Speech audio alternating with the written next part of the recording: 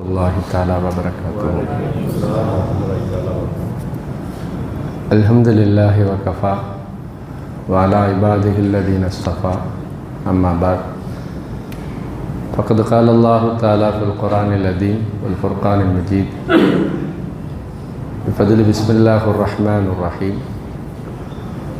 وما الحياة الدنيا إلا لعب ولهو وللدار الآخرة خير للذين يتقون أفلا تعقلون. وقال نبينا صلى الله عليه وسلم طلب العلم فريضة على كل مسلم آمنا بالله صدق الله مولانا العظيم. எல்லா புகழும் அல்லாஹ் ஜல்ல ஷானு தாலா ஒருவனுக்கே உரித்தாக. நமது நாயகம் ஸல்லல்லாஹு அலைஹி வஸல்லம் அவர்கள் முதற்கொண்டு அன்னாரை முழுமையாக நேசித்து முறையாக பின்பற்றி வாழ்ந்த சத்திய சஹாபாக்கள், தாபியன்கள், தபா தாபியன்கள், நல்லோர்கள் இங்கே குழுமியிருக்கிற நம் எல்லோரின் மீதும் அல்லாஹினுடைய சாந்தியும் சமாதானமும் நிறைவாக நின்று நிலவட்டுமாக. ஆமீன். சங்கைக்குரிய பெருமக்களே, பெருமானார் ஸல்லல்லாஹு அலைஹி வஸல்லம் அவர்கள் உள்பட உலகத்தில் வந்த நபிமார்கள், வேதங்கள் எல்லோருக்குமான இலக்கு ஒன்றுதான். இந்த உலக வாழ்க்கையை சீராக வாழ்வது, அதை காரணமாக வைத்து அல்லாஹ்விடத்திலே மறுமையை வெற்றி அடைவது. உலகத்தில் வந்த எல்லா நபிமார்களுக்குமான இலக்கு இதுதான். வேதங்கள் போதிப்பதும் இதுதான். இந்த உலக வாழ்க்கை என்பது ஒரு அர்த்தத்தோடு, ஒரு இலக்கோடு, ஒரு நோக்கத்தோடு அது படைக்கப்பட்டிருக்கிறது. மனிதர்களுக்கு அது வழங்கப்பட்டிருக்கிறது. எனவே இந்த உலகத்தை இப்படித்தான் நீங்கள் வாழ வேண்டும், இதுதான் மறுமையிலே நன்மையை பெற்றுத்தரும், வெற்றியை பெற்றுத்தரும், இறைவனுடைய நெருக்கத்தை பெற்றுத்தரும். நீங்கள் இதை மாற்றி கையாண்டால் இந்த உலகம் நேர்மாறாக மறுமையில் உங்களுக்கு சோதனையாக மாறிவிடும், இறைவனுடைய கோபத்திற்கு காரணமாகிவிடும், இதுவே வேதனைக்கு காரணமாகிவிடும் என்கிற ஒற்றை இலக்கு, ஒற்றை நோக்கத்தில் தான் உலகத்தில் வந்த எல்லா நபிமார்களுமே இந்த உம்மத்தை வழிநடத்தியிருக்கிறார்கள். எந்த மாற்று கருத்தும் இல்லை. குரான் பல இடங்களில் அதை மாறி மாறி சொல்கிறது. வமல் ஹயாத்து துன்யா இல்லா லஇபு வலஹு. உலகம் என்பது இருக்கிறது, அது வெறுமனே விளையாட்டு, வேடிக்கை தான். மறுமை வாழ்க்கை என்பது மட்டும்தான் நிரந்தரமானது, அஞ்சி கொண்டவர்களுக்கு அதுதான் உண்மையானது. இதை அவர்கள் புரிந்து கொள்ள வேண்டும் என்று அல்லாஹ் குரானிலே பல இடங்களில் பல்வேறு விதமாக சொல்லுகிறார். அந்த வரிசையில் நபிமார்கள் இந்த உலகத்திலே வந்து மக்களுக்கு இந்த உலகத்தில் எப்படி வாழ வேண்டும் என்பதை கற்றுக் கொடுக்கிற போது வெறுமனே தொழுக, நோன்பு, ஹஜ்ஜு, ஜக்காத் என்று பள்ளிக்குள் நடக்கக்கூடிய காரியத்தோடு நிற்காமல் பள்ளிக்கு வெளியில் இருக்கக்கூடிய உலக வாழ்க்கையை பற்றியும், கூட்டு வாழ்க்கையை பற்றியும், குடும்ப வாழ்க்கையை பற்றியும், சமூக சிந்தனைகளை பற்றியும், அறம் சார்ந்த செயல்களை பற்றியெல்லாம் மிக விரிவாக தெளிவாக பாடம் நடத்தி இந்த உம்மத்தை பக்குவப்படுத்தியவர்களாக சென்றிருக்கிறார்கள். எந்த அளவுக்குன்னா, அறியாமை காலத்தில் வாழ்ந்த மக்களை பெருமானார் ஸல்லல்லாஹு அலைஹி வஸல்லம் தலை சிறந்த அறிவுஜீவிகளாக உருவாக்கினார்கள். இல்லையா? உங்களுக்கு தெரியும், அரபுகளை பார்த்தா உலகமே பயப்படும். அந்த அளவுக்கு அவர்கள் ரொம்ப மூர்க்கமானவர்கள், காட்டு மிராண்டிகள் என்று நாம் சொல்லக்கூடிய வார்த்தைகள் அவர்களுக்கு அன்றைக்கு பொருந்தும் பெருமானாருடைய வருகைக்கு முன்னால். ஆனால் பெருமானாருடைய வருகைக்கு பின்னால், குரானை அவர்கள் ஏற்றுக்கொண்டதற்கு பின்னால், இஸ்லாத்தை அவர்கள் தங்களது வாழ்வியல் மார்க்கமாக அவர்கள் அங்கீகரித்ததற்கு பின்னால் எப்படிப்பட்ட மாற்றங்கள் என்றால், வல்லரசு நாடுகளெல்லாம் இவர்களிடமிருந்து கற்றுக்கொண்டது, வல்லரசுகள் இவர்களிருந்து அறிவை தேடிக்கொண்டது என்கிற அளவிற்கு அவர்களின் நிலை மாறியது. சஹாபாக்கள் முதலாக ஹிஜ்ரத்து செஞ்சது எங்கேண்டா, மக்காவில் வாழ முடியாத ஒரு நெருக்கடி ஏற்பட்ட போது பெருமானார் ஸல்லல்லாஹு அலைஹி வஸல்லம் அவர்கள் அபிசீனியாவுக்கு அனுப்பி வைத்தார்கள். முதலாக சஹாபாக்களில் ஒரு குழுவை பெருமானார் ஸல்லல்லாஹு அலைஹி வஸல்லம் அபிசீனியாவுக்கு அனுப்பி வச்சாங்க. முஸ்லிம்கள் மைனாரிட்டி. அபிசீனியா முழுக்க முழுக்க கிறித்துவ ஆட்சி, கிறித்துவ நாடு, கிறித்துவ மக்கள் வாழுகிறார்கள். இவர்களை பற்றி ஒரு செய்தி போகிறது, உங்கள் மதத்திற்கும் நீங்கள் கொண்ட கொள்கைக்கும் முரணாக இந்த முஸ்லிம்கள் வந்திருக்கிறார்கள். நஜ்ஜாஷி மன்னர் கூப்பிட்டு விசாரிக்கிறார், உங்களை பற்றி இப்படியெல்லாம் புகார் வருதுன்னு விசாரிக்கிறார். ஜாஃபர் ரலியல்லாஹு தஆலா அன்ஹு அவர்கள் போய் நின்று தன்னிலை விளக்கம் தருகிறார்கள். வரலாற்றில் ரொம்ப அருமையான வரிகள். தன்னிலை விளக்கம் தருகிறார்கள். அரசனிடத்தில் நீங்கள் சொல்லக்கூடிய கருத்தல்ல, நாங்கள் கொண்டிருக்கக்கூடிய கொள்கை என்னன்னா, நாங்கள் ஐயாமுல் ஜாஹிலியா என்கிற அறியாமை காலத்தில் வாழ்ந்தோம். நாங்கள் சிலை வணக்கம் செய்து கொண்டிருந்தோம், இறந்த பிராணிகளை நாங்கள் புசித்து கொண்டிருந்தோம், சொந்தங்களை முறித்து கொண்டிருந்தோம், உறவுகளை நாங்கள் முறித்து கொண்டிருந்தோம், அக்கம் பக்கத்து வீட்டுக்காரர்களுக்கு நாங்கள் தொந்தரவு கொடுத்து கொண்டிருந்தோம், வனத்தில் ஃபவாஹிஷ் அருவருக்கத்தக்க மானக்கேடான காரியங்களை செய்து கொண்டிருந்தோம். இதுவரைக்கும் பெருமானார் ஸல்லல்லாஹு அலைஹி வஸல்லம் எங்களுக்கு நபியாக, தலைவராக, வழிகாட்டியாக வருகிற வரை. எப்பொழுது அவர்கள் வந்தார்களோ, ஃபதஆனா இலல்லாஹி லிதௌஹீதிஹி, ஏகத்துவத்தின் பக்கம் பெருமானார் ஸல்லல்லாஹு அலைஹி வஸல்லம் அவர்கள் எங்களை அழைத்தார்கள். வஅமரனா பிசித்கில் ஹதீஸ், உண்மையை பேச வேண்டும் என்று எங்களுக்கு கட்டளையிட்டார்கள். வஅதாயில் அமானா, நம்பிக்கையை நிறைவேற்ற வேண்டும், அமானிதங்களை நிறைவேற்ற வேண்டும் என்று கற்றுக் கொடுத்தார்கள். உறவுகளை சேர்ந்து வாழ வேண்டும் என்று போதித்தார்கள். அக்கம்பக்கத்து வீட்டுக்காரர்களோடு நல்ல முறையில் நடந்து கொள்ள வேண்டும் என்று போதித்தார்கள். வ நஹானா அனில் ஃபவாயிஷ், அருவருக்கத்தக்க காரியங்களை விட்டு தடுத்தார்கள். யார் சொல்றா? ஜாஃபர் ரலியல்லாஹு தஆலா அன்ஹு நஜ்ஜாஷி மன்னருக்கு இஸ்லாம்னா என்ன, முஹம்மது நபியினுடைய கொள்கைனா என்ன, முஹம்மதியர்களுடைய நிலைப்பாடு கோட்பாடுகள் என்ன என்பதை அன்றைக்கு எடுத்து வைக்கிறார்கள். நஜ்ஜாஷி மன்னர் அவர்களை பாராட்டி விட்டு தங்கள் நாட்டின் விருந்தாளிகள் என்று சொன்னதாக வரலாறு வருகிறது. கண்ணியத்திற்குரிய பெருமக்களே, பெருமானார் ஸல்லல்லாஹு அலைஹி வஸல்லம் அவர்கள் எப்படிப்பட்ட ஒரு ஞானத்தை, சமூகத்தை உருவாக்கினார்கள் என்றால், அறியாமை காலத்தில் வாழ்ந்த மக்கள் மிகச்சிறந்த அறிவாளிகளாக, ஞானமா மேதைகளாக, தத்துவ சிந்தனை கொண்டவர்களாக, ஒழுக்க சீலர்களாக பெருமானார் ஸல்லல்லாஹு அலைஹி வஸல்லம் உருவாக்கினார்கள். உங்களுக்கு தெரியும், அவர்கள் போன இடங்களிலெல்லாம் இஸ்லாம் பரவியது, வளர்ந்தது. சஹாபாக்களை பார்த்தவர்கள், தாபியன்களை பார்த்தவர்கள், நல்லோர்களை பார்த்தவர்கள் எல்லாம் முஸ்லிமானார்கள், இஸ்லாத்தின் பக்கம் ஈர்க்கப்பட்டார்கள். அவங்க பெரிய பிரசங்கமெல்லாம் செய்யலை. அவங்களுடைய பேச்சு, அவங்களுடைய உடை, அவருடைய அணுகுமுறை, வாழ்க்கை முறை என்ன செய்தது? மக்களிடத்தில் மிகப்பெரிய ஒரு தாக்கத்தை உண்டாக்கியது இல்லையா? இப்போ நபியவர்கள் எப்பேற்பட்ட ஒரு சமூகத்தை உருவாக்கினாங்கன்னா, தலை சிறந்த அறிவாளிகளை, தலை சிறந்த சிந்தனையாளர்களை, தொலைநோக்கு கொண்டவர்களை பெருமானார் ஸல்லல்லாஹு அலைஹி வஸல்லம் உருவாக்கினார்கள் என்பது வரலாறு. அந்த பாரம்பரியம் கிட்டத்தட்ட நமக்கு தெரிந்து இன்றைக்கு நாம் 14வது நூற்றாண்டில் இருக்கிறோம். பெருமானாருடைய காலம் தொடங்கி ஹிஜ்ரி 12வது நூற்றாண்டு வரை அந்த பாரம்பரியம் தொடர்ந்தது. சஹாபாக்களில் ஆண்கள் தலை சிறந்த கல்வியாளர்கள், பெண்களில் தலை சிறந்த கல்வியாளர்கள், சொல்லிக்கிட்டே போகலாம். இந்த பக்கம் அபூ ஹுரைரா ரலியல்லாஹு தஆலா அன்ஹு, இப்னு அப்பாஸ் ரலியல்லாஹு தஆலா அன்ஹு, அலி ரலியல்லாஹு தஆலா அன்ஹு, இப்னு மஸ்ஊத் ரலியல்லாஹு தஆலா அன்ஹுன்னு ஒரு பட்டியல்னா, பெண்களில் ஆயிஷா ரலியல்லாஹு தஆலா அன்ஹா, உம்மு சலமா ரலியல்லாஹு தஆலா அன்ஹா, மைமூனா ரலியல்லாஹு தஆலா, பட்டியல் போய்கிட்டே இருக்கு. அப்போ கல்வியாளர்களாக, அறிவாளிகளாக, சமூகத்தில் ஏற்படுகிற பிரச்சனைகளை தீர்க்கக்கூடியவர்களாக, சரியான முடிவெடுக்கக்கூடிய ஞானம் மிக்கவர்களாக பெருமானார் ஸல்லல்லாஹு அலைஹி வஸல்லம் ஒரு சமூகத்தை உருவாக்கினார்கள் என்று பார்க்கிறோம். நான் ஒரு வரி சொன்னால் நீங்கள் மிக எளிமையாக புரிந்து கொள்ளலாம். பெருமானார்கிட்ட பெண்கள் கேட்குறாங்க, யார் ரசூலல்லாஹ், ஆண்களை பற்றியெல்லாம் ரொம்ப வெளிப்படையாக குர்ஆனில் பல இடங்களில் வருது, ஏன் பெண்களை பற்றி அப்படி பெண்மையை குறிக்கக்கூடிய, பெண்களுக்கு நேரடியாக உத்தரவிடுகிற வசனங்கள் வரவில்லையே? பெண்கள் கேட்கிறார்கள், மாலனா லா நுதுக்கரு ஃபில் குர்ஆன் கமா யுதுக்கரு ரிஜால், ஆண்கள் வெளிப்படையாக குர்ஆனில் பேசப்படுகிறதை போல பெண்கள் நேரடியாக பேசப்படுவதில்லையே அப்படின்னு கேட்குறாங்க. அதுக்கு பிறகு சூரத்துல் அஹ்ஸாபினுடைய அந்த வசனங்கள் இறங்கியது. முஸ்லிமான ஆண்கள், முஸ்லிமான பெண்கள், மூமினான ஆண்கள், மூமினான பெண்கள், தொழக்கூடிய ஆண்கள், தொழக்கூடிய பெண்கள், நோன்பு வைக்கக்கூடிய ஆண்கள், நோன்பு வைக்கக்கூடிய பெண்கள், திக்ர் செய்கிற ஆண்கள், திக்ர் செய்யக்கூடிய பெண்கள், சதக்கா தருகிற ஆண்கள், சதக்கா தருகிற பெண்கள் என்று அல்லாஹ் பேசுகிறான்.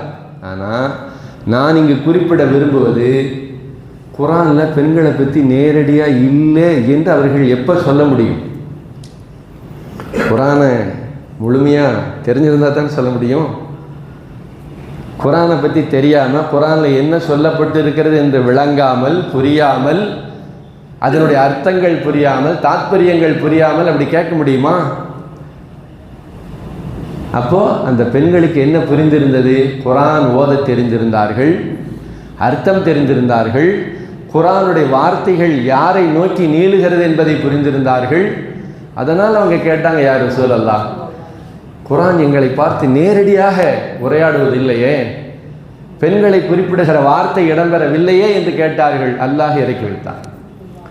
அப்படின்னா அந்த அளவுக்கு முஸ்லிம் சமூகத்திலே கல்விஞானம் மிக்க ஆண்கள் பெண்கள் இருந்திருக்கிறார்கள் என்பது ஒரு பெருமைப்படத்தக்க விஷயம். சங்கைக்குரிய பெருமக்களே, அந்த பாரம்பரியம் தொடர்ந்து வந்தது. தலை சிறந்த அறிவாளிகள் பெருமானார் ஸல்லல்லாஹு அலைஹி வஸல்லம் காலம் தொடங்கி தலை சிறந்த அறிவாளிகளை, அறிவு தேடல் உள்ளவர்களை நபியவர்கள் ஊக்குவித்தார்கள்.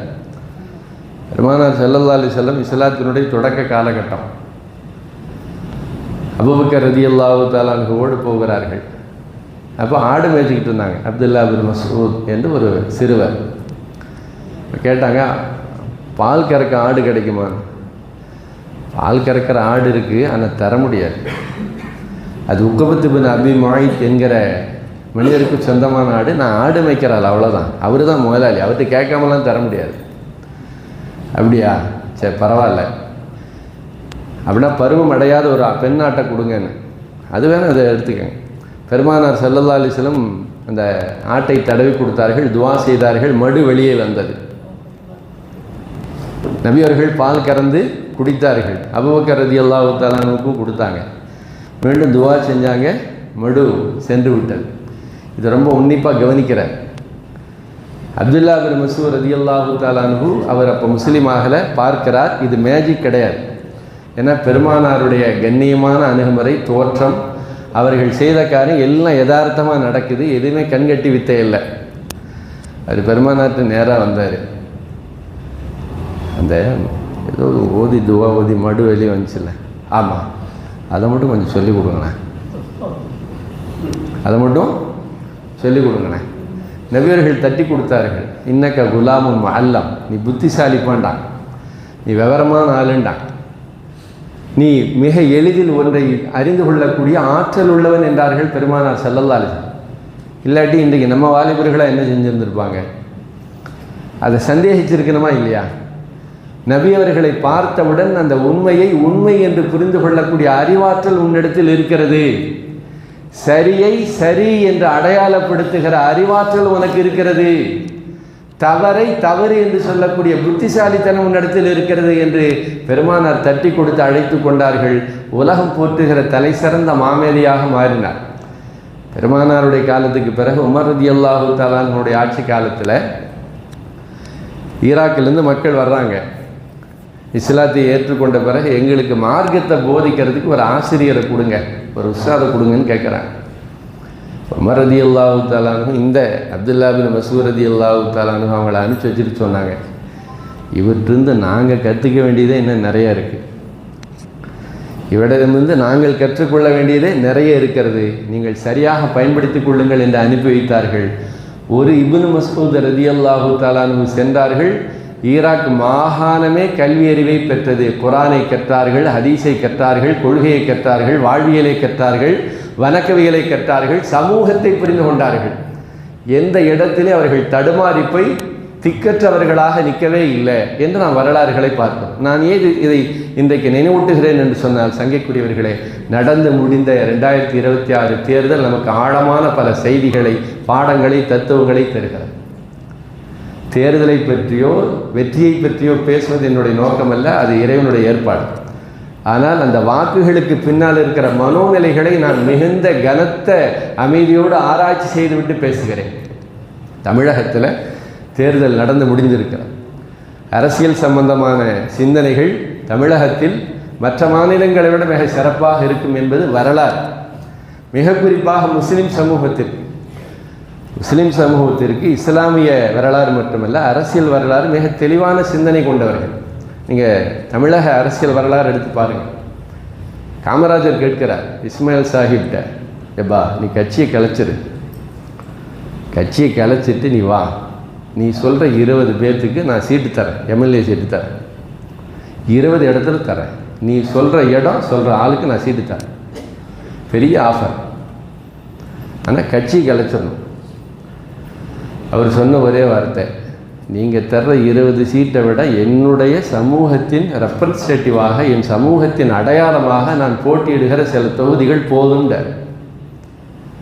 சங்கைக்குரியவர்களை எழுதுகிறார்கள் அரசியல் நிபுணர்கள். இஸ்மாயில் சாஹிப் இருக்கிற வரைக்கும், காயிதே மில்லத் அவர் தான் இஸ்மாயில் சாஹிப், அவர் இருக்கிற வரை முஸ்லிம் சமூகத்தினுடைய பிரதிநிதித்துவம் பாதுகாக்கப்பட்டது, எண்ணிக்கை குறைவாக இருக்கலாம், பாதுகாக்கப்பட்டது என்று எழுதுகிறார்கள். அதற்கு பிறகு எப்போ அது உடைஞ்சதோ, தாவல் கட்சி தாவல் அணி தாவல் நடந்ததோ, இப்போ முஸ்லீம் சமூகத்தினுடைய ரெப்ரசன்டேட்டிவ், அதாவது நம்முடைய பிரதிநிதித்துவம் இல்லாமல் இருந்து கொண்டிருக்கிறோம் என்பது ஒரு வருத்தம். நாடாளுமன்றமாகட்டும் சட்டமன்றமாகட்டும். ஆனால் நான் பேச வந்தது, இன்றைக்கு வாக்காளர்களுடைய சிந்தனைகள் கூட மாறி போயிருக்க இல்லையா? வாக்காளருடைய சிந்தனைகள் மாறி போயிருக்க. ஒருத்தருக்கு வாக்கு தரணும்னா எந்த அடிப்படையிலங்க வாக்கு தரணும்? அரசியல் தலைவராக வருகிறார் என்று சொன்னால் அரசியல் தெரியுமா, அரசியல் வரலாறு தெரிய வேண்டும், மக்கள் நலன் சார்ந்தவராக இருக்க வேண்டும், சமூக நலன் தெரிந்தவராக இருக்க வேண்டும் இல்லையா? இந்த அப்டேட், இந்த நேரத்தில் தமிழகம் என்ன பிரச்சனைகளை சந்தித்து கொண்டிருக்கிறது, அந்த பிரச்சனைகளுடைய ஆழ அகலம் தெரிய வேண்டும். இதை பற்றி எந்த யோசனையும் இல்லாமல் எனக்கு அவரை பிடிக்கும், நான் அவருடைய ஃபேன், ஓட்டு போடுறதுக்கு காரணம், நான் வெற்றியை பற்றி பேசவே இல்லை, எனக்கு அவரை பிடிக்குங்க. சரிம்மா, உங்கள் தொகுதியில் யார் வேட்பாளர், அதெல்லாம் எனக்கு தேவை கிடையாது. சரி, தொகுதியில் நிற்கிறவர் ஆனா பெண்ணா, அதெல்லாம் தேவையில்லை, அவருக்காண்டி போட்டேன், கண்ணை மூடிட்டு போகிறோம். கண்ணியத்திற்குரியவர்களே, முஸ்லீம் சமூகத்தில் கண்மூடித்தனமான நம்பிக்கை கூட அல்லாஹ் ரசூலும் ஏற்றுக்கொள்வதில்லை. அல்லாஹ் இருக்கிறான், கண்மூடித்தனமாக ஏற்றுக்கொள்ளக்கூடாது. அல்லாஹ் மட்டும்தான் வணக்கத்திற்குரியவன், வேறு யாரும் இல்லை என்பதை அறிந்து ஏற்றுக்கொள்வது ஒரு மூமினுடைய கடமை. வணக்கத்திற்குரிய அல்லாஹ் தவிர வேறு யாரும் இல்லைங்க என்று அவனுடைய அறிவுக்கு எட்டுகிற முறையில் ஆராய்ச்சி செய்து புரிந்து கொள்ள வேண்டிய கடமை அவனுக்கு இருக்கிறது. அப்படி என்றால் இன்றைக்கு நம்முடைய சமூகம் சுய சிந்தனையை இழந்து விட்டதோ என்கிற வருத்தத்தை நான் இந்த மேடைகளில் பதிவு செய்கிறேன். வெற்றியை விமர்சிக்கலை. என் சமூகத்தினுடைய இளைஞர்கள், தமிழகத்தினுடைய என்னுடைய சகோதரர்கள் சகோதரிகள், மிக குறிப்பாக புர்கா போட்ட என்னுடைய சமூகத்தினுடைய இளம் பெண்கள், குடும்ப பெண்கள் சிந்தனை தடுமாறி போய்விட்டார்களோ என்று வருத்தப்படுகிறேன். ஒருவேளை என்னுடைய கணிப்பு தவறாக இருந்தால் அல்லாஹ் மன்னிக்க வேண்டும். அவர்கள் அறிவாளிகளாக இருக்கலாம், ஆனால் சமூகத்தை ஊடுருவி பார்க்கிறோம். ஒரு கட்டத்தில் முஸ்லீம் சமூகம் எங்கே ஒன்றாக திரளுதோ அதுதான் மெஜாரிட்டி, அதுதான் வெற்றி நிர்ணயம் செய்யக்கூடிய ஒன்றாக இருந்தது. நீங்கள் பார்க்கலாம், இந்த தமிழகத்தில் பல கட்டங்களில் ஆட்சியை, ஆளுநர்களை, ஆட்சியாளர்களை முடிவு செய்கிற இடத்தில் முஸ்லீம்கள் இருந்திருக்கிறார்கள். ஆனால் இன்றைக்கு நம்முடைய சமூகத்தினுடைய இளம் பெண்கள் ஒரு நடிகர் என்கிற ஒரு காரணத்திற்காக வேண்டி, அவர் மீது கொண்ட ஒரு அன்பிற்காக வேண்டி திரை மோகத்தின் வெளிப்பாடாக மட்டும் மாறி போயிருக்கிறது என்று சொன்னால், சங்கீதரியவர்களே, உண்மையாகவே இது வருத்தப்படுகிற விஷயம். இப்படி கண்மூடித்தனமான பின்பற்றுதலை, ஒரு அறியாமையை இஸ்லாம் எந்த இடத்திலும் ஊக்குவிக்கவே இல்லை. நான் அதனால் தான் ஆரம்பத்தில் சொன்னேன், பெருமானார் ஸல்லல்லாஹு அலைஹி வஸல்லம் அறிவாளிகளை விட்டு சென்றார்கள், ஞானமிக்கவர்களை விட்டு சென்றார்கள், சுயமாக சிந்தித்து முடிவெடுக்கக்கூடிய ஆற்றல் உள்ளவர்களை விட்டு சென்றார்கள். தொழுகைக்கு வர்றாங்க எல்லா சஹாபாக்களும், முஆது பின் ஜபல் ரலியல்லாஹு அன்ஹு வந்தாங்க. அது வரைக்கும் என்ன நடைமுறை இருந்துச்சு? எத்தனை ரக்காத்து விடுபட்டுச்சோ அந்த ரக்காத்தை தொழுதுட்டு தொழுகையில் சேரணும். ஒரு ரக்காத்து விடுபட்டுச்சா தொழுதுட்டு தொழுகையில் சேரணும். முஆது பின் ஜபல் ரலியல்லாஹு அன்ஹு வந்தார்கள். அபூதாவுதின் இந்த செய்தி பதிவு செய்யப்பட்டிருக்கு. பக்கத்தில் இருந்தவங்க சொன்னாங்க, உங்களுக்கு 2 ரக்காத்து விடுபட்டிருக்கு. அவர் சொல்லுகிறார், எனக்கு இது சரியாக படலை என்று தொழுகையில் சேர்ந்தார். நபியவர்கள் சலாம் கொடுத்த பிறகு எழுந்து நின்று 2 ரக்காத்தை தொழுதார். யாருக்கு முன்னால்? பெருமானாருக்கு முன்னால். சஹாபாக்களுக்கெல்லாம் பதட்டம், பயம். நபியவர்கள் சொல்லாத ஒன்றை, செய்யாத ஒன்றை, அனுமதிக்காத ஒன்றை பெருமானாருடைய சமூகத்தில் இவர் செய்கிறாரே என்று சஹாபாக்கள் பயந்தார்கள். அவர் தொழுது முடித்த உடனே பெருமானார் ஸல்லல்லாஹு அலைஹி வஸல்லம் சொன்னாங்க, கது சன்னலக்கும் சுன்னத்தன் ஃபஃஅலு கதாலிக். முஆத் ஒரு சரியான காரியத்தை உங்களுக்கு காட்டி தந்திருக்கிறார், இனிமேல் எல்லோரும் அப்படி தொழுங்கன்றாங்க. அதனால தான் இன்றைக்கி நம்ம என்ன செய்கிறோம், 2 ரக்காத் விடுபட்டுச்சுன்னா தொழுகை முடிஞ்சு சலாம் கொடுத்த பிறகு எழுந்து நின்று நாம் தனியாக தொழுகிறோம். அப்படின்னா முஆத் ரலியல்லாஹு தஆலா அன்ஹு இப்படிப்பட்ட சுய சிந்தனை உள்ளவர்களாக இருந்தார்கள். நிறைய சஹாபாக்கள் வரலாறு நம்மளால் சொல்ல முடியும். அப்படின்னா மார்க்கத்தை விடுங்க, உலக விஷயத்தில் எனக்கான தலைவர் யார், தகுதி என்ன, அவருக்கான என்ன குவாலிஃபிகேஷன், அதை கூட என்னால் முடிவு செய்ய முடியாத அளவிற்கு என்னுடைய திரைமோகம் என் கண்களை மறைத்து விட்டதா? கண்ணியத்திற்குரியவர்களே, நான் உண்மையாகவே வருத்தப்படுகிறேன். ஒரு புர்கா போட்ட பெண் நடிகரை பார்த்ததற்காண்டி குலுங்கி அழுவுதுங்க. நான் வருத்தப்படுகிறேன். இந்த சமூகத்தை இன்னும் தலைவர்கள், நம்முடைய நிர்வாகிகள், நம்முடைய ஜமாத்துகள் பண்படுத்தாமல் போய்விட்டதோ என்று என் உள்பட நான் சுய பரிசோதனை செய்து கொள்கிறேன். இல்லையா?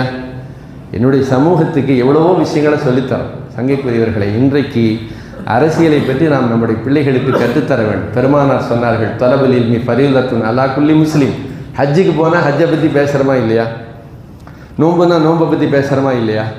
இன்றைய சூழலில் அரசியல் என்பது, அது சட்டமன்றமாகட்டும் நாடாளுமன்றமாகட்டும், அது என்னுடைய பள்ளிவாசலை முடிவு செய்கிறது. என்னுடைய பாங்கு சொல்வது சப்தமிட்டு சொல்லலாமா வேண்டாமா என்பதை முடிவு செய்கிற இடத்தில் வந்து விட்டது அரசியல். அப்படிதானே? என்னுடைய பிள்ளை சமஸ்கிருதம் படிக்கணுமா வேண்டாமா என்று முடிவு செய்கிற இடத்தில் அரசியல் வந்து விட்டது. அப்படி என்றால் நான் தொப்பி போடுவதை பற்றி, தாடி வைத்துக் கொள்வதை பற்றி, என்னுடைய முசல்லாவை பற்றி முடிவு செய்கிற இடத்தில் அரசியல் வந்துவிட்டது என்று சொன்னால், என்னுடைய பிள்ளைகளுக்கு அதை பற்றி ஒரு அவேர்னஸை நான் தரக்கூடாதா? குறைஞ்சபட்சம் ஒரு சட்டமன்றம்னா என்னன்னு தெரியணுமா இல்லையா? மாநிலம்னா என்ன, மத்தியம்னா என்ன, இதனுடைய உரிமைகள் என்ன என்பதை பற்றிய போதனைகளை தருவது என் மீது கடமையா இல்லையா? சங்கைக்குரியவர்களே, இது ஈமானிய கடமை. காலத்தின் கட்டாயத்தில் நாம் தள்ளப்பட்டிருக்கிறோம். ஏன்னா பெண்கள் பொது வழியில் பேசுகிறாங்க. என் கணவரை விட எனக்கு அவரை தான் பிடிக்கும். அது இருக்கட்டும், அதையும் வெளியே சொல்கிறீங்க.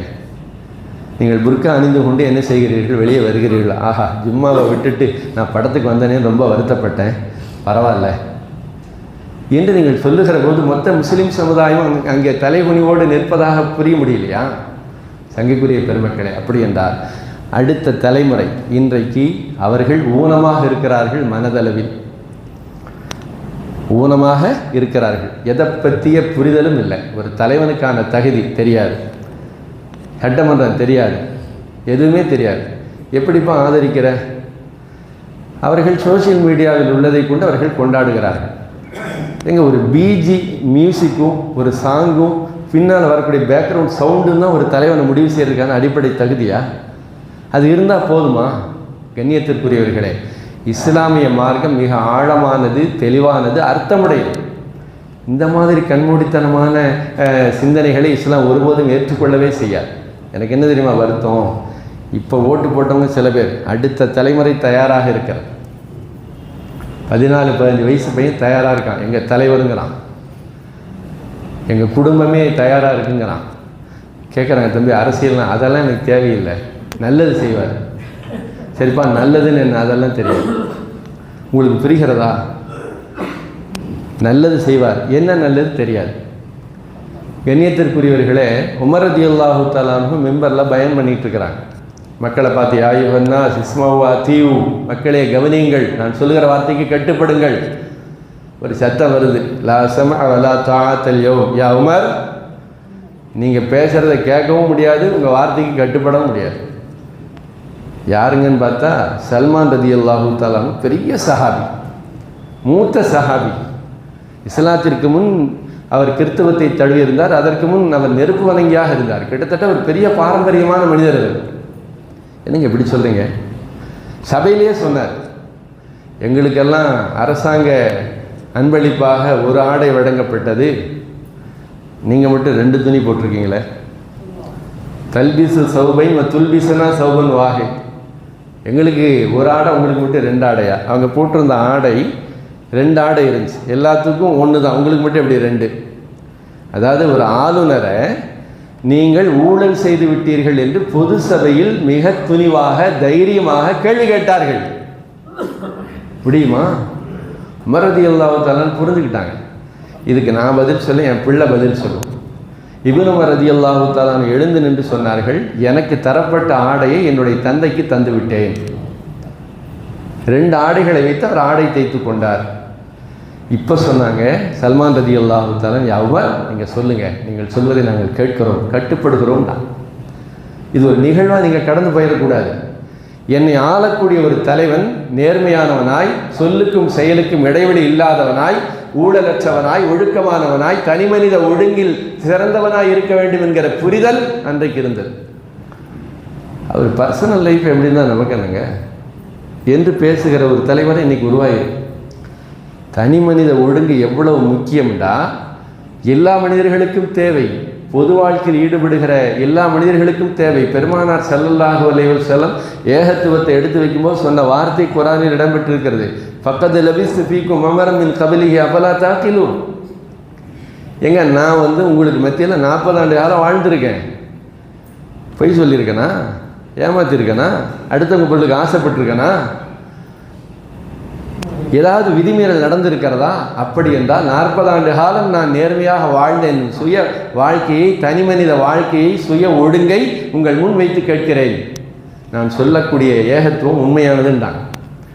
அப்போ பொது வாழ்க்கையில் வரக்கூடியவர்கள் தனி மனித ஒழுங்கில் மிக சரியாக இருக்க வேண்டும் என்கிற புரிதல் இஸ்லாம் சொல்கிறது. அப்படின்னா இது அடுத்தவங்களுக்கு சொல்ல வேண்டிய இடத்தில் இருக்கக்கூடிய என்னுடைய இஸ்லாமிய சகோதரர்கள் கண்மூடித்தனமாக அவர்கள் வாக்களிப்பதும் அதை பகிரங்கமாக பேசுவதும் மற்றவர்களை ஊக்குவிப்பதும் சங்கைக்குரியவர்களை மிகுந்த நகைச்சுவையாக இருக்கிறது. பொது அரங்கில் முஸ்லீம் சமூகத்தினுடைய மரியாதை குறைவதற்கு இது ஒரு காரணமாக இருக்குது. புர்கா போட்டு கூட்டமாக போகிறாங்க. பேரன் ஓட்டு போட சொன்னால் போட்டேன், பேத்தி ஓட்டு போட சொன்னால் போட்டேன். பேரனும் பேத்தியும் அரசியல் தெரிந்தவர்களா, தலைவர்களுடைய தகுதியை தெரிந்தவர்களா? சங்கைக்குரியவர்களை இந்த மனோநிலையை நான் வருத்தத்தோடு பார்க்கிறேன். வெற்றி என்பது அல்லாஹ் யாருக்கு தருகிறானோ அதனுடைய விளைவுகள் என்ன வருகிறதோ அது பிறகு பார்த்து கொள்ளலாம். ஆனால் நம்முடைய சமூக மக்கள், மிக குறிப்பாக வளரும் தலைமுறை இளைஞர்கள், இனி வரக்கூடிய வாக்காளர்களுக்கு என்ன தெரியணும்னா, சட்டமன்றம்னா என்னன்னு தெரியணும், என் தொகுதி எந்த தொகுதின்னு தெரியணும், என் தொகுதி யாருன்னு தெரியணும், இந்த கூட்டணி என்ன செய்யும் தெரியணும். அப்போ தான் இது எதை முடிவெடுக்கும், வருங்காலத்தில் நல்ல ஒரு தலைவனை முடிவெடுப்பதற்கான வாய்ப்பு இருக்கும். நாம் என்ன பேசிக்கிட்டு இருக்கோம், நமக்கான பிரதிநிதித்துவம் இல்லைன்னு பேசிகிட்டு இருக்கோம் சட்டமன்றத்திலையும் பாராளுமன்றத்திலையும். இனிமேல் வாக்குங்கிறது கூட கேள்விக்குறியாக போயிடும் போல் தெரியுது. வாக்கு கூட கேள்விக்குறியாக போய்விடுகிற அளவிற்கு சங்கைக்குரிய பெருமக்களே ஒரு அறியாமை மனோநிலை நம்முடைய இளைஞர்களிடத்தில் இருப்பதை நான் குற்றமாக சொல்லலை, வருத்தத்தோடு பதிவு செய்கிறேன். திரைமோகம் என்பது உலக வாழ்க்கையில் இருக்கக்கூடிய மற்றவர்களுக்கு இருக்கலாங்க. பெருமானார் ஸல்லல்லாஹு அலைஹி வஸல்லம் அவர்களை பிரியப்பட்டவர்கள் சில நேரங்களில் வரம்பு மீறிய வார்த்தைகளை பயன்படுத்தினார். ஹதீஸிலே பதிவாகி இருக்கிறது. பெருமானாரை பார்த்து சில பிள்ளைகள் பாடினார்கள், எங்களுக்கு மத்தியில் ஒரு நபி இருக்கிறார், யஅலமு மா ஃபீ கதீன், நாளைக்கு என்ன நடக்கும்னு கூட அவர் சொல்லுவார். நபி ஸல்லல்லாஹு அலைஹி வஸல்லம் நிதானப்படுத்தினார், ஏமா அவசரப்படாதீங்க, அம்மா ஹாதா ஃபலா தகூலு, அப்படி சொல்லாதீங்க. அல்லாஹ்வை தவிர நாளை நடக்கக்கூடிய காரியங்களை வேறு யாராலும் அறிய முடியாது, அந்த வார்த்தையை பயன்படுத்தாதீர்கள் என்று பெருமானார் ஸல்லல்லாஹு அலைஹி வஸல்லம் சொன்னார்கள். என்றால் சங்கைக்குரியவர்களே, எனக்கு இந்த உலகத்தில் முதன்மையானது அல்லாஹ், அதற்கடுத்து ரசூல், அதற்கடுத்து என்னுடைய மார்க்கம் இல்லையா? அப்புறம்தாங்க உலகத்தினுடைய நான் விரும்புகிற தலைவர்கள். எனக்கு என்னுடைய தலைவன் வேண்டுமா, என்னுடைய மார்க்கம் வேண்டுமா என்று வருகிற போது மார்க்கத்தை முன்னெடுக்க வேண்டுமா இல்லையா? இவர்களை பின்னுக்கு தள்ள வேண்டும். சங்கைக்குரிய பெருமக்களே, இப்படிப்பட்ட ஈமானிய உரத்தை நம்முடைய பிள்ளைகளுக்கு சொல்லித்தர வேண்டும். சரி, அதில் நாங்கள் ஒன்றும் சொல்லலையே, இயல்பாக நடந்துருச்சே, நான் அந்த இடத்திற்கு வருகிறேன். என்னுடைய பிள்ளை 7-8 வயசு பிள்ளை, 6 வயசு பிள்ளை டிவிக்கு முன்னால் நான் என்றைக்கோ உட்கார வச்சேனா இல்லையா? என்னுடைய 10 வயசு பிள்ளைக்கு இன்ஸ்டாகிராம் அக்கௌண்ட் ஓப்பன் பண்ணுறது செல்லு கொடுத்தனா இல்லையா? அவர்கள் திரைப்படங்கள் பாடல்கள் பார்த்தார்களா இல்லையா? அதன் தாக்கம் இன்றைக்கு எதை முடிவு செய்கிறது என்று சொன்னால், நம்முடைய பிள்ளைகளின் எதிர்காலத்தை, அரசியலை, கலாச்சாரத்தை இன்றைக்கு அது முடிவு செய்கிறது. இன்றைக்கி அதனுடைய பாதிப்பை இந்த சமூகம் நேரடியாக உணர்ந்து கொண்டிருக்கிறது. சங்கைக்குரியவர்களை நான் அன்போடு ஒரு கோரிக்கையாக வைக்கிறேன். இனி என்னுடைய பிள்ளையினுடைய செல்போன் மற்றும் திரை இந்த மாதிரியான பயன்பாடுகளை விட அவர்களுக்கு நல்ல வரலாறுகளை கற்றுத்தர வேண்டும். நான் அடிக்கடி சொல்வது, சுதந்திர போராட்ட வரலாறை சொல்லித்தர வேண்டும், நம்முடைய தமிழக வரலாற்றை சொல்லித்தர வேண்டும், இதனுடைய பாரம்பரியத்தை சொல்லணும் இல்லையா? அரசியல்னா என்னங்கிற ஒரு பாடத்தை நம்முடைய பிள்ளைகளுக்கு சொல்லித்தர வேண்டிய இக்கட்டான நிலையில் இருக்கிறோம். அடுத்த தேர்தலுக்குள்ளேயாவது என் பையனுக்கு என்னன்னு தெரிஞ்சிடும், என் பிள்ளைக்கு என்னன்னு தெரிஞ்சிடும் என்று நான் முடிவெடுக்க வேண்டும். காரணம், இந்த நடந்து முடிந்த தேர்தலில் நமக்கு சொல்லக்கூடிய செய்திகள் அறியாமை, திரைமோகம் என்கிற இடத்தில் நம்முடைய சமூகம் போய் மாட்டிக்கொண்டது. வல்ல நாயன் ஈமானோடு வாழ்ந்து ஈமானோடு மரணிக்கக்கூடிய நசீபை நமக்கு வழங்குவானாக. பெருமானார் ஸல்லல்லாஹு அலைஹி வஸல்லம் எப்படிப்பட்ட ஒரு அறிவார்ந்த தொலைநோக்கு சிந்தனையோடு புரிந்து வாழக்கூடிய ஒரு சமூகத்தை உருவாக்கினார்கள். அப்படிப்பட்ட ஒரு தொலைநோக்கு சிந்தனையை, சமூக அக்கறையை, சமூக நலனை மேற்கொண்டு வாழக்கூடிய நசீபை வல்ல நாயன் நமக்கும் நம்முடைய சந்ததிகளுக்கும் வழங்குவானாக. ஆமீன். வாஹிர் தவானா அல்ஹம்துலில்லாஹி ரப்பில் ஆலமீன். அஸ்ஸலாமு அலைக்கும் வரஹ்மத்துல்லாஹி தஆலா வபரகாத்துஹு.